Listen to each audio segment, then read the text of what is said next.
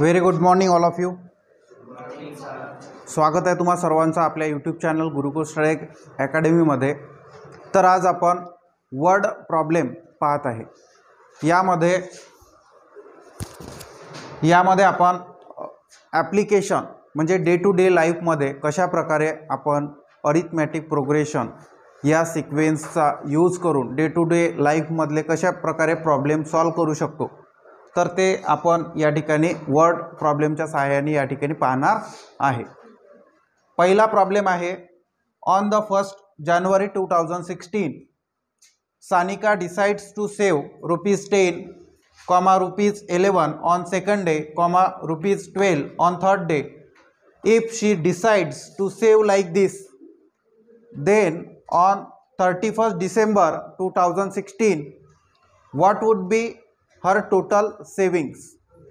यामध्ये सानिका जी आहे हे आपण 1 जानेवारी आलोय की त्या दिवशी काहीतरी संकल्प करतो की आपल्याला एखादा गोल डिसाईड करतो की आपण काहीतरी सेविंग करणार किंवा अजून काही असेल. ओके, आपले जे गोल असतील की मी चांगला अभ्यास करेल, त्यानंतर मला मार्क्स पडतील चांगले, बरोबर. तर त्या ठिकाणी इथे सानिका काय करत आहे, 1 जानेवारीला डिसाईड करते की ₹10, त्यानंतर दुसऱ्या दिवशी ₹11 सेव्ह करणार, तिसऱ्या दिवशी ₹12 सेव्ह करणार, अशी डिसाईड करते. ओके, तर ते जे पैसे आहेत पूर्ण 31 जानेवारी डिसेंबरपर्यंत 2016पर्यंत what would be her total saving. तर 1 जानेवारीपासून तर 31 डिसेंबरपर्यंत अशा प्रकारे ती जर सेव्ह करत गेली, म्हणजे ₹1 प्रत्येक दिवशी त्या टोटल अमाऊंटमध्ये वाढवत जर गेली, तर तिच्याकडे टोटल सेविंग किती होणार आहे ते आपल्याला फाइंड करायचं आहे. तर सोल्युशन, या ठिकाणी सानिका काय डिसाईड करते, Sanika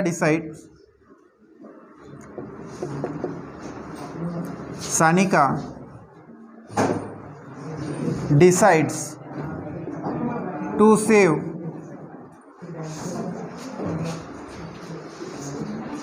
₹10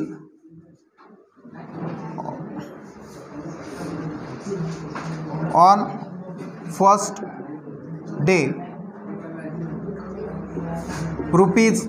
₹11 on second day and up to so on. अशा प्रकारे ती सेव्ह करते. त्यानंतर आपण इथून असं लिहू शकतो का, 10, 11, 12 अशा प्रकारे ती सेव्ह करत जाते प्रत्येक दिवशी. तर हा एक सिक्वेन्स आहे, इज अ सिक्वेन्स. हा काय आहे, एक सिक्वेन्स आहे. ओके, तर हा जर सिक्वेन्स आहे तर यामध्ये first day, second day, okay, हा एक सिक्वेन्स असेल तर याच्यामध्ये कॉमन डिफरन्स काय काढू शकतो आपण, कॉमन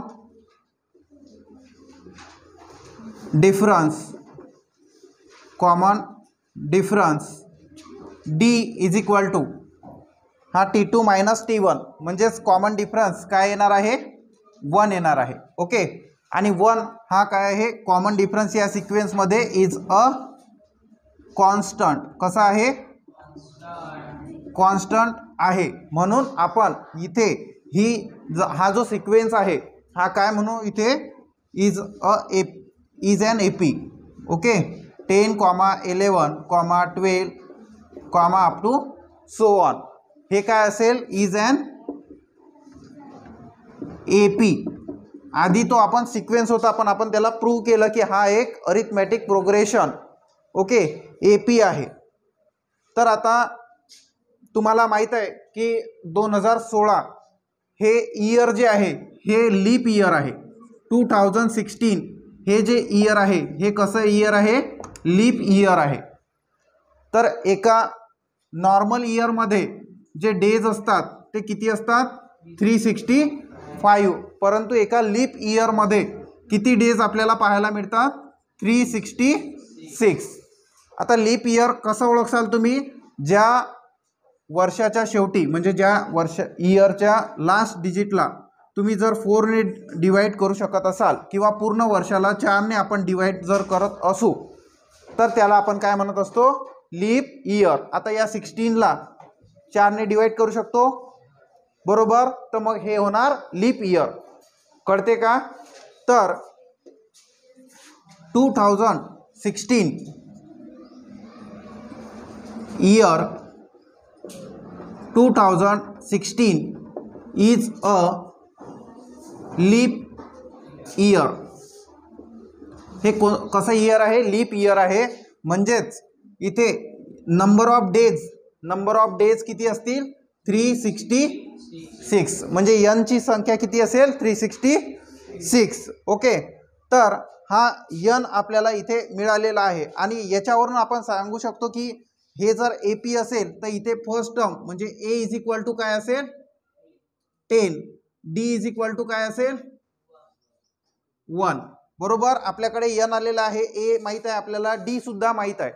तर आपल्याला what would be her total saving, म्हणजे पूर्ण पैसे ती जमा करत गेली तर टोटल सेविंग म्हणजे त्या सर्वांची सम आपल्याला काढायची आहे. SN चा फॉर्म्युला इथे आपण यूज करणार आहे.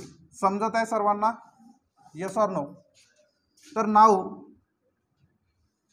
SN इज इक्वल टू, हा आपल्याकडे एक फॉर्म्युला आहे, SN is equal to n/2 into 2a plus n-1 into D. काय आहे, 2a plus n-1 into D. तर n इक्वल टू काय आहे, यस 366. कळत आहे सर्वांना? हे n म्हणजेच काय, नंबर ऑफ डेज. ते लीप इयर मध्ये किती असतात, 366. तर इक्वल टू 366 अपॉन मध्ये 2 मल्टीप्लाय ए किती आहे, 10 आहे. ए काय आहे, ए ची व्हॅल्यू 10 प्लस n-1, n म्हणजेच काय 366 मायनस 1 इंटू डी किती आलेला आहे, 1. हा ब्रॅकेट क्लोज. ओके, तिथे जर बसत नसेल तर तुम्ही अशा पद्धतीने खाली राईट करू शकता. तर देअरफॉर काय होणार, यस 366 इज इक्वल टू, आता याने आपण 2ने डिवाइड करू.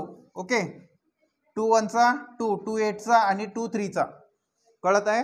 म्हणजे 183 आणि इंटू इन ब्रॅकेट 2 10 चा 20 प्लस 366 मायनस 1 म्हणजेच 365. तर therefore S 366 is equal to 183 into 20 plus 365 म्हणजेच काय होणार, सॉरी 385. तर आता आपल्याला लास्ट काय करावं लागेल, या दोघांचं मल्टिप्लिकेशन. कळत आहे? त्यांचं मल्टिप्लिकेशन जर आपण करायचं म्हटलं तर पहा, 183 मल्टिप्लाय काय 385. ओके, तर 5 3 15 5 हातचाला 1 5 8 40 41 1 हातचाले 4 5 1 5 5 4 9. त्यानंतर 8 1 24 4 हातचाले 2 8 8 64 आणि 2 66 6 हातचाले 6 8 1 8 8 6 14. त्यानंतर परत 2 डिजिट आपण सोडणार आहे. त्यानंतर 3 ने याला आता गुणाकार करू. 3 3 9 8 1 24 4 हातचाले 2. त्यानंतर 3 1 3 3 2 5. तर 5 5 यांची काय असते मग सम. 5 5 5 9 9 18 18 6 24 4 हातचाले 2 4 4 8 2 10 0 हातचाला 1 6 1 7 70,455. ओके, तर फायनल सोल्युशन काय आलेलं आहे, S 366 is equal to, therefore S 366 is equal to 70,455 rupees. Okay, तर लास्ट फायनल सोल्युशन काय असेल आपलं statement? Sanika's total saving is किती असणार? 70,455 रुपीज. करते हे असेल आपलं फायनल सोल्युशन. कोणाला काही डाऊट राईट करा.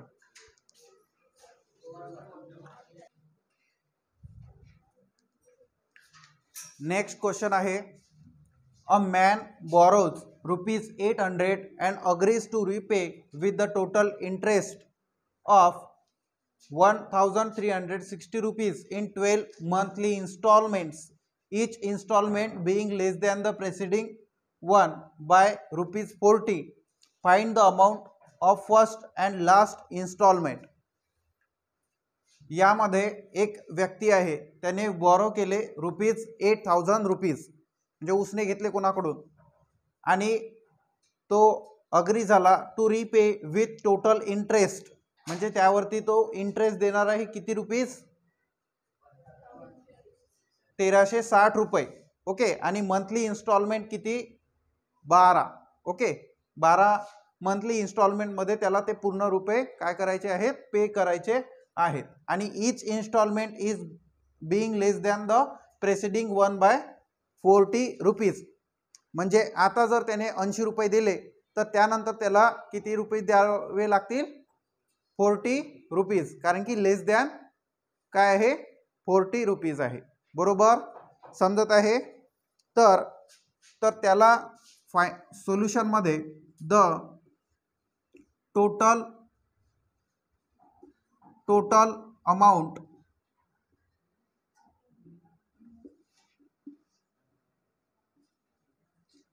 रीपे किती करावे लागेल? टोटल अमाउंट रीपे किती करावे लागेल? हे 8,000. ओके, 8,000 त्यांनी बॉरो केलेली रुपीज आहे.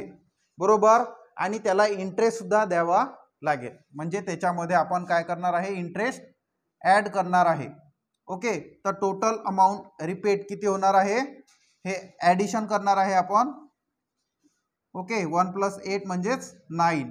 ओके, तर 9,360 रुपीज त्याला टोटल अमाऊंट द्यावी लागेल. बरोबर, तर ही झाली टोटल अमाऊंट. त्यानंतर मंथली इन्स्टॉलमेंट किती आहेत? Number of installment 12.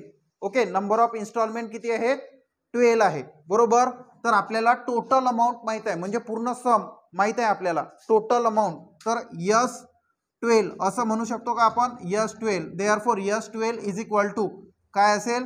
9,360 रुपीज असं लिहू शकणार आहे. Yes or no? टोटल संख्या आपल्याला माहित आहे, त्यानंतर इन्स्टॉलमेंट नंबर ऑफ किती माहित आहे, आणि S12. बरोबर, कळत आहे? ओके, त्यानंतर आपल्याला काय म्हटलेलं आहे? Each installment being less than the preceding one. Okay, तर आपण इथे लिहू शकतो therefore each instalment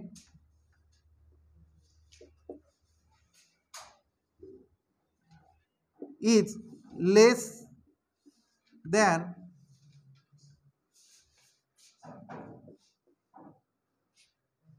each installment is less than preceding one by rupees किती? ₹40. म्हणजे याच्यामध्ये कॉमन एक गोष्ट दिसत आहे आपल्याला की 40 ने कमी कमी होत जात आहे इन्स्टॉलमेंट. बरोबर, तर देअरफॉर हे कॉन्स्टंट नंबर दिसत आहे, कमी होत आहे म्हणून मायनस आणि 40. कळत आहे? म्हणून आपल्याकडे कॉमन डिफरन्स काय आलेला आहे इथे? -40. बरोबर, तर आपल्याला विचारलेलं आहे find the amount of first installment and last installment. Okay, तर आपण इथे कन्सिडर करू, let first installment be, consider करणार त्याला ए. ओके, तर आता आपल्याकडे S12 माहीत आहे, डी माहीत आहे बरोबर, आणि एन सुद्धा माहीत आहे. तर ए आपल्याला काढायचा आहे. तर यावरून आपण SN चा फॉर्म्युला इथे यूज करू शकणार आहे बरोबर. तर SN चा फॉर्म्युला माहीत आहे सर्वांना. नाव SN is equal to n/2 into 2a plus n-1 into d. हा SN चा फॉर्म्युला सर्वांना माहीत आहे. बसा खाली. तर देअरफॉर n म्हणजेच काय 12, तर S12 is equal to n ची व्हॅल्यू काय आहे 12/2 इंटू 2a, 2 इंटू ए ची व्हॅल्यू किती आहे आपल्याला काढायचं आहे A. Okay, first instalment plus n12 -1 into D. D म्हणजेच किती आहे -40 ते मल्टिप्लिकेशन मध्ये आहेत. ओके, तर देअरफॉर इथे S12 ची व्हॅल्यू आता आपल्याला माहित आहे की किती आहे, पूर्ण टोटल किती जमा करावं लागतील 9360 इज इक्वल टू 12/2 म्हणजेच 6 इंटू 2a प्लस आता 12 -1 म्हणजेच 11 इंटू -40 ब्रॅकेट कंप्लीट. इकडे आपण त्याला सॉल्व करणार आहे. आता हा 9360 तो 6 जो आहे तिकडे मल्टिप्लिकेशन मध्ये आहे, इकडे घेऊन आलो तो काय होणार डिवाइड होणार आहे. Equal to 2a. आता इथे आपण मल्टिप्लिकेशन करणार -40 आणि 11 म्हणजे 11 4चा हे प्लस मायनस काय होईल minus 11 4चा 44 0 as it is. Okay, कळत आहे. इकडे आता आपण यांना डिवाइड करणार आहे. तर 6 ने या नंबरला आपण डिवाइड करू शकतो का, तर 3 + 6 9, 9 + 9 18, 18 ला 6 ने आपण डिवाइड करू शकतो, म्हणजे या नंबरला सुद्धा 6 ने डिवाइड करू शकणार आहे. ओके, तर 6 1 चा 6, परत 3 राहिले इकडे 6 पंच 30. ओके, मग परत 3 आणि 6 6 36 बरोबर आहे. आता हा -440 हा इकडे घेऊन आलो तर काय होणार प्लस होणार, प्लस इक्वल टू 2a बरोबर आहे ना. 6 1 6 त्यानंतर 6 पंच 30 परत 3 6 6 36. ओके, राईट आहे. तर यांची आपण आता काय करणार आहे ॲडिशन 0 0 6 4 10 0 हाताला 1 5 5 10 0 हाताला 2000 is equal to 2a. Okay, तर देअरफॉर आता हा 2a इथे काय आहे मल्टिप्लिकेशन मध्ये आहे, म्हणजे therefore a is equal to 2000/2. तर इक्वल टू काय येणार फर्स्ट इन्स्टॉलमेंट किती राहील 1000 rupees. Okay, first installment 1000 rupees, पण आपल्याला लास्ट टर्म सुद्धा काढायचे आहे. ओके, तर आपण कन्सिडर करू इथे लेट लास्ट इन्स्टॉलमेंट बी TN.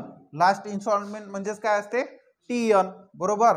ए ची व्हॅल्यू आपल्याकडे फर्स्ट इन्स्टॉलमेंट आलेली आहे 1000. ओके, तर आपल्याकडे एक फॉर्म्युला आहे TN is equal to A plus n-1 into D.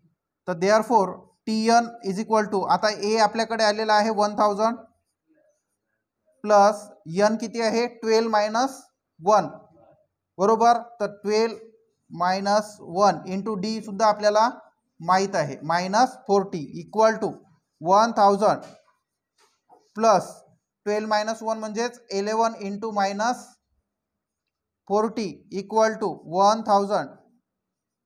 आता प्लस मायनस काय होणार -11 मल्टिप्लाय 40 म्हणजेच 440. ओके, तर 1000 - 440 याला आपण काय करणार सबट्रॅक्ट करणार तर 560 रुपीज हे काय असेल लास्ट इन्स्टॉलमेंट. ओके, तर फायनल सोल्युशन काय असेल first instalment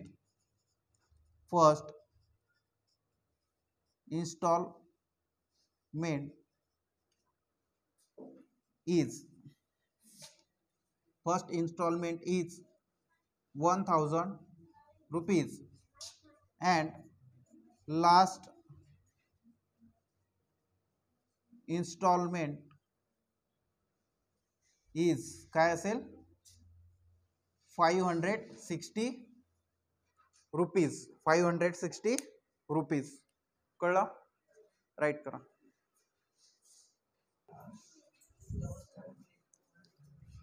next third question आहे. Sachin invested ₹5,000 in first year, ₹7,000 in second year, ₹9,000 in third year and so on in national saving certificate scheme.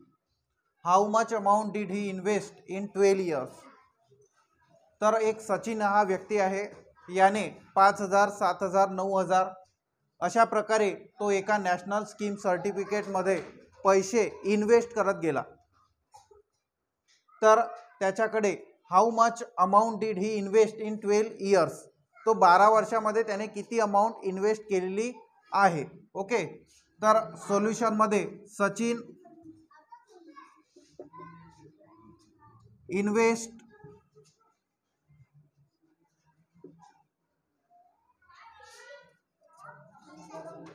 Amount, Sachin invested amount 5,000, 7,000, 9,000, up to so on. आपण काय म्हणू शकतो, हा एक sequence आहे. Is a sequence with common difference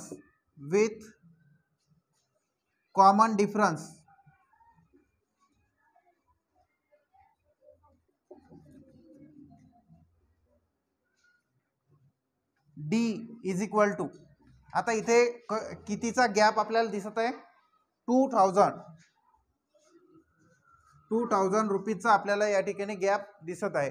म्हणून जर common difference constant असेल तर आपण काय म्हणू शकतो, therefore it is an AP.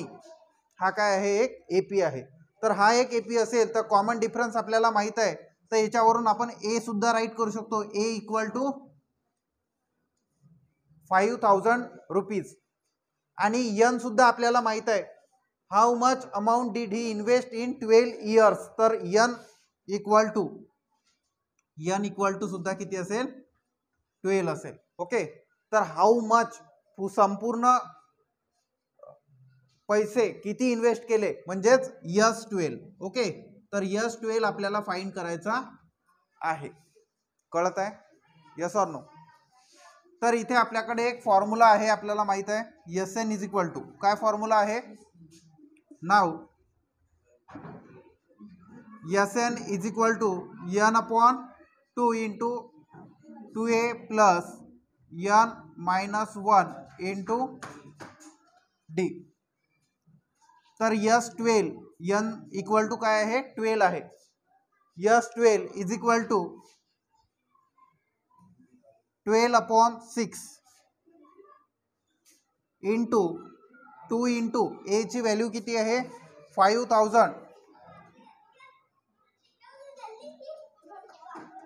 Plus N minus 1, N म्हणजेच 12 मायनस 1 इंटू डी, डी किती आहे 2,000. तर therefore yes 12 is equal to 12 upon 6 असेल तर 6 2 चा ओके, तर 2 मल्टिप्लाय 5,000 म्हणजेच 5 2 चा 10 आणि 3 0 ॲज इट इज म्हणजे 10,000 प्लस 12 मायनस 1 म्हणजेच 11 into 2,000.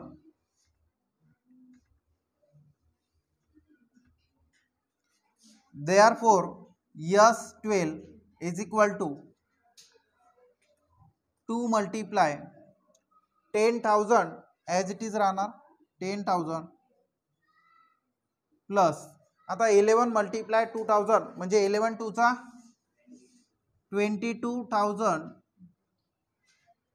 Therefore S12 is equal to 2 multiply 10,000 plus 22,000 म्हणजेच 32,000 आणि इक्वल टू आता 2 टूचा 4 आणि 3 दुनी 6 नाही काहीतरी चुकत आहे.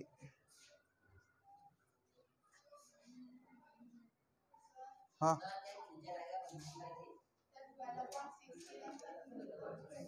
अरे बरोबर हे इथे फॉर्म्युलामध्ये आपलं रॉंग झालं.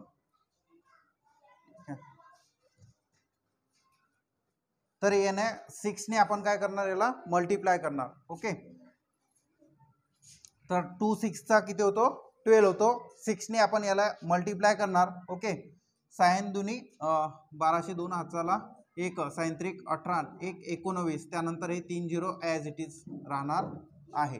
तर S12 ची व्हॅल्यू काय आलेली आहे म्हणजे पूर्ण टोटल इन्व्हेस्टमेंट किती केलेली आहे त्यानं 1,92,000 1,92,000 rupees.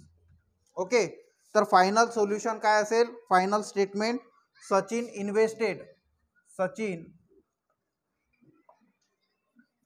Invested rupees 1,92,000 in 12 years. किती वर्षामध्ये इन 12 इयर्स. हे असेल आपलं फायनल सोल्युशन. राईट करा.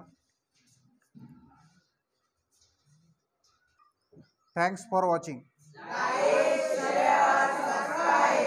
Thank you.